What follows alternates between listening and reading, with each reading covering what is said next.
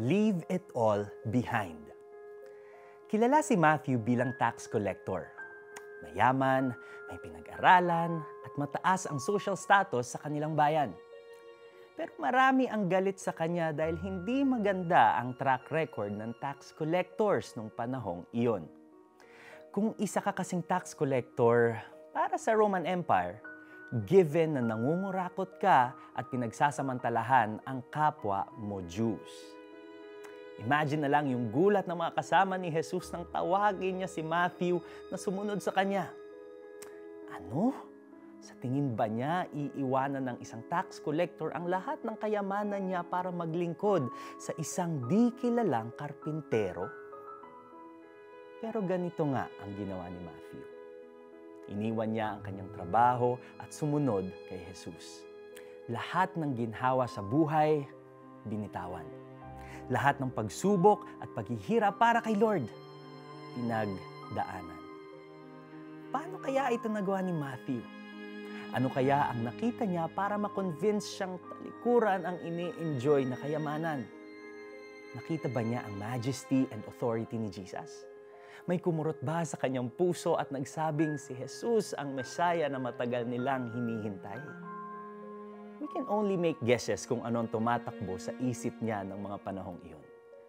Pero one thing is for sure, tinawag siya ni Jesus para maging alagad niya. At ito ay enough para iwan ni Matthew ang lahat at maglingkod sa kanya. Is there a silent voice in your heart na tinatawag kang iwan ng iyong comfort zone o magsakripisyo para sa glory ni Lord? Pwedeng ito ay pagbabago ng career, pagdodonate for a cause, or pagtalikod sa isang bagay na alam mong hindi pleasing sa Panginoon. Willing ka bang iwan ito? Balikan ng example ni Matthew.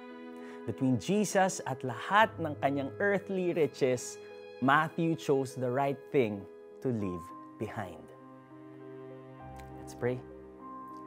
Jesus, tulungan mo po akong maging sensitive sa tawag mo. May I be ready to leave everything behind and follow you. In Jesus' name, amen. Tinatawag ka ba ni Jesus to do something na parang logical? Basahin ang Matthew 9 verses 9 to 13. Pray for courage na sumunod at i-let go ang mga bagay na gusto niyang bitawan mo. Pag-alis ni Jesus doon, nakita niya si Mateo na nakaupo sa paningilan ng buwis.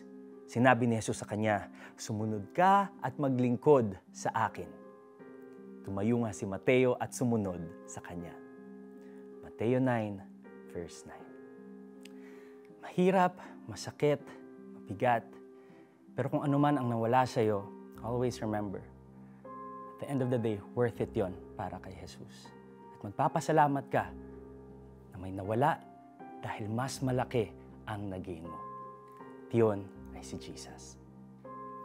If you've enjoyed listening to this podcast and would like to support the ongoing efforts of this ministry, you can do so by visiting www.cbnasia.org/give or click the heart icon on the Tanglao app to make a donation.